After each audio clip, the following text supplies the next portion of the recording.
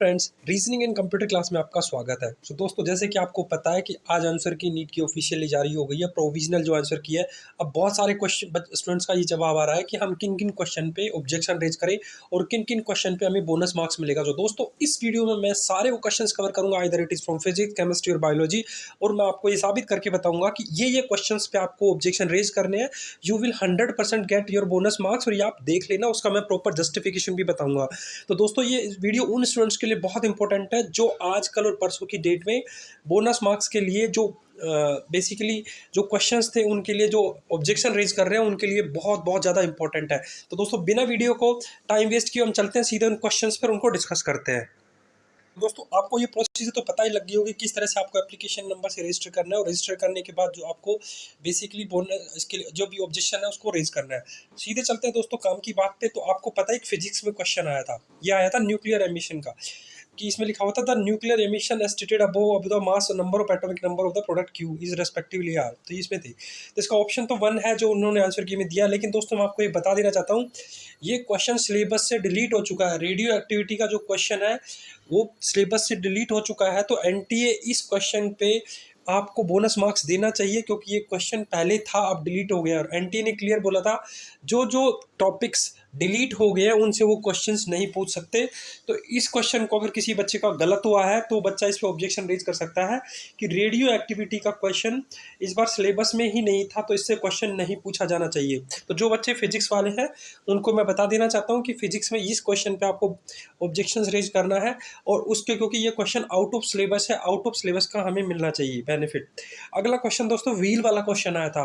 तो आपको पता है व्हील वाला टॉपिक भी इस बार नीट में अगर सिलेबस देखोगे तो उसमें डिलीट कर दिया। फिर भी एनटीए ने इस टॉपिक से एक क्वेश्चन दिया, तो इस क्वेश्चन पे भी बोनस मार्क्स मिलना चाहिए। तो दोस्तों, मैंने आपको बताया दो क्वेश्चन, पिछला वाला रेडियो एक्टिविटी का क्वेश्चन था, और दोस्तों ये वाला क्वेश्चन है फिजिक्स में व्हील वाला क्वेश्चन। और व्हील वाला टॉपिक भी नीट के सिलेबस में इस बार फिजिक्स में डिलीट कर दिया गया था। इसका वैसे थर्ड ऑप्शन उन्होंने बताया है, लेकिन मैं आपको बता रहा हूँ कि आपको इसमें बोनस मार्क्स मिलना चाहिए, क्योंकि वो सिलेबस में नहीं है। तो आप उसमें मेंशन कर सकते हो और आप इसमें बोनस मार्क्स ले सकते हो। अगर फिजिक्स में आपको 2 क्वेश्चंस पे बोनस मिलता है तो ये बहुत बड़ी चीज़ है। अब चलते हैं नेक्स्ट क्वेश्चन पे गाइस।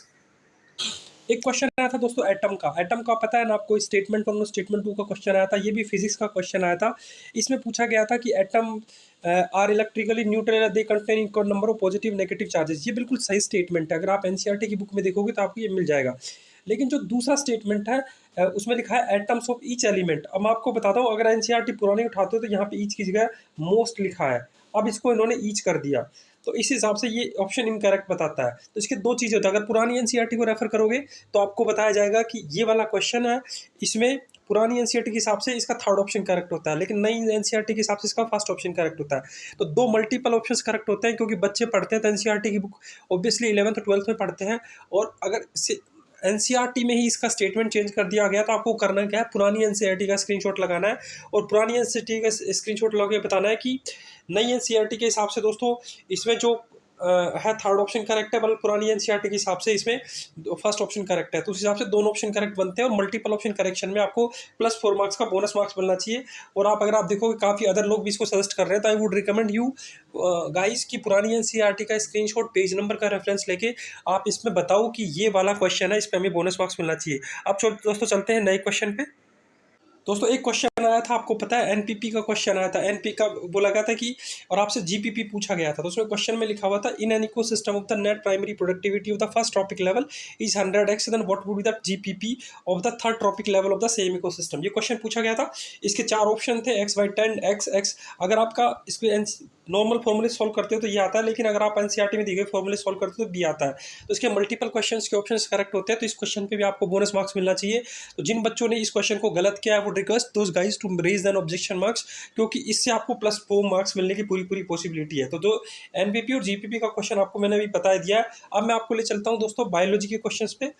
तो बायोलॉजी के क्वेश्चन में दोस्तों क्या क्वेश्चन आया था कि माइट्रोकांड्रिया और क्लोरोप्लास्ट का एक क्वेश्चन आया था। तो इसमें स्टेटमेंट थे, स्टेटमेंट 1 में दे रखा था कि माइट्रोकांड्रिया और chloroplast both are double membrane bound organelles, और दूसरा सेकंड स्टेटमेंट था वो था inner membrane of the mitochondria relatively less permeable as compare to chloroplast. इसमें पूछा था कि कौन सा स्टेटमेंट सही है।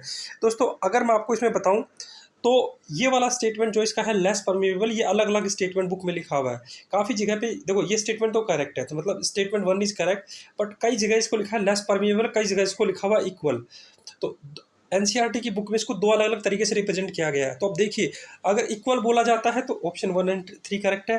अगर ये लेस परमिएबल होता है ऑप्शन, तो सी ऑप्शन की 1 करेक्ट है, सेकंड इनकरेक्ट है। तो उस हिसाब से इस क्वेश्चन के 2 इनकरेक्ट होते हैं। तो बुक में दोनों जगह ही अलग अलग रेफरेंस दे रखा है। तो मैं आपका इसका स्क्रीनशॉट अवेलेबल करा दूंगा कि इसका स्क्रीनशॉट क्या है। मैं अपने कम्युनिटी चैनल पर इसको पोस्ट कर दूंगा कि व्हाट विल द स्क्रीनशॉट, आपको कौन सा रेफर करना है। तो मैं आपको बोलूंगा कि जो भी बच्चे बायोलॉजी के लिए ऑब्जेक्शन रेज कर रहे हैं, they should please consider this particular question. तो मैंने आपको बताया 4 क्वेश्चन, 2 फिजिक्स में बताए, एक रेडियो एक्टिविटी का बताया, एक व्हील्स का बताया, वो आउट ऑफ सिलेबस क्वेश्चन थे। एक मैंने आपको एनपीपी का बताया, उसमें 2 ऑप्शंस करेक्ट है। एक मैंने आपको माइट्रोकांड्रिया और क्लोरोप्लास्ट का बताया, इसमें 2 ऑप्शन करेक्ट है। तो कुल मिला के मैंने आपको 4 क्वेश्चन बताया, एक मैंने आपको फिजिक्स में बताया एटम वाला। तो 5 ऐसे क्वेश्चन है, तो इसमें 3 क्वेश्चन फिजिक्स में बनते हैं, 2 क्वेश्चन बायोलॉजी में बनते हैं। उस हिसाब से टोटल देखा जाए तो 5 इंटू, अगर हम सीधी कैलकुलेशन मिलाते हैं तो 5 इंटू 4 मतलब कितने हो गए आपके 20 नंबर का कैलकुलेशन होता है। अगर आप 20 नंबर की कैलकुलेशन से लगा के इसको अप्लाई करते हैं तो आपको देखो आपकी रैंक कम से कम 5 से 7 हज़ार रैंक के ऊपर चली जाएगी। अगर आपकी रैंक 40-45, अगर आपके मार्क्स बिल्कुल जैसे किसी बच्चे के 590 है उसके 610 मार्क्स हो जाएंगे, किसी को 610 है उसको 630 हो जाएंगे। तो मैं आपसे बोलूँगा कि आप 100-200 रुपये के चक्कर में मत बैठना। प्लीज़ प्लीज़ प्लीज़ जिन क्वेश्चन पे मैंने बताया उनको एक बार अच्छे से एनालिसिस करना। इसका स्क्रीनशॉट मैं अपने चैनल के यूट्यूब चैनल पर डाला दूंगा। और आपके पास बिल्कुल कम टाइम है, जिस कोचिंग इंस्टीट्यूट में आप लाखों रुपये फीस देकर फेस कर सकते हो, वहाँ पे आप 100-200 रुपये के लिए ऑब्जेक्शन तो रेज कर ही सकते हो। तो दोस्तों ये कुछ अपडेट थी। नेक्स्ट वीडियो में लेके आऊँगा केमिस्ट्री के बचे क्वेश्चन जिन पे आप ऑब्जेक्शन रेज कर सकते हो। तब तक के लिए बने रहना। मिलते हैं दोस्तों नेक्स्ट वीडियो में, तब तक के लिए जय हिंद।